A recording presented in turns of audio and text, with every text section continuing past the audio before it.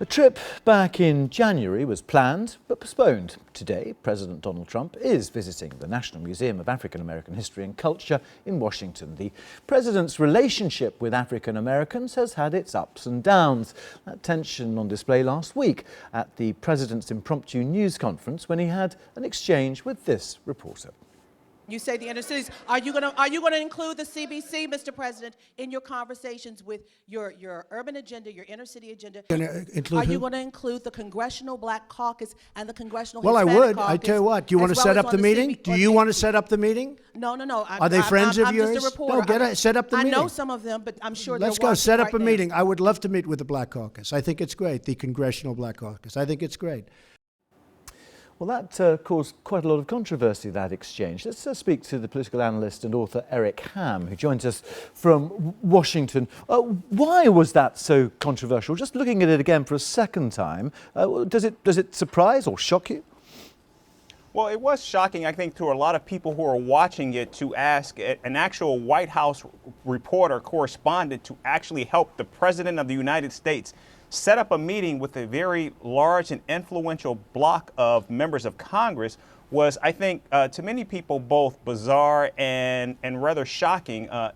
And I think it was, and because of his history on the campaign trail and in the White House of his relationship with the African American community, I think it struck people in a very odd way going, and I think that's where we are right now. Okay, but I mean, to the extent of it having racist overtones?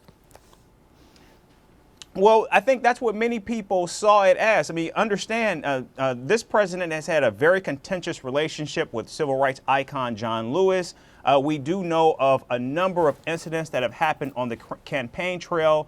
And of course, when you look at his refusal to denounce anti-Semitism in this country, and yet 16% of African Americans voted for him. Well, actually, that number was actually more like 8%. But what he did have within that 8% was 13% of African American men actually supported him. So he does have a base of support that has been traditionally higher than what we have seen from some Republican presidents, namely George W. Bush. But still, I think going forward, I think there has been just a very caustic and very troubling relationship. And of course, he is working with Elijah Cummings of the Congressional Black Caucus to set up a meeting to meet with those members, both of the Congressional Black Caucus and the Congressional Latino Caucus. But this is an important demographic for him, and in terms of any support he might get from that caucus, I mean that will enable him to get legislation through, some of which they are in favour of, aren't they? In terms of medication, for example, and medication costs. Sure. The Congressional Black Caucus is deeply concerned about the rising cost of prescription drugs in the United States, and so is the President of the United States.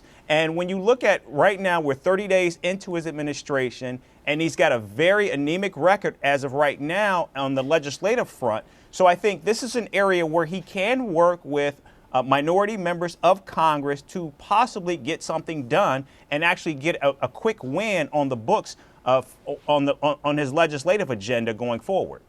I mean, obviously he can't really win, can he? And some black African groups are saying this visit today is just a stunt to try and to curry favour. Sure. I mean, will a visit to the African American Museum, will that actually move the needle for this president on his approval ratings? I don't think it will. But I think what can help this president is if he begins to work in an earnest way to address many of the issues that are plaguing not only African Americans, but Latinos and other groups throughout this country. For example, the African American unemployment rate in this country is astronomically high. And both he, along with members of the Congressional Black Caucus, would like to do something about that. So I think, many people of color who voted for this president voted for him because they saw him as being successful in creating jobs and in the business world. And so if he can bring some of that acumen to communities where we have not seen the growth in jobs, and we've seen these communities impoverished, I think that will go a long way in helping burnish his reputation with key constituencies. All right, Eric Ham, good to speak to you again. Thank you very much indeed. Thank you. Watching Impact now.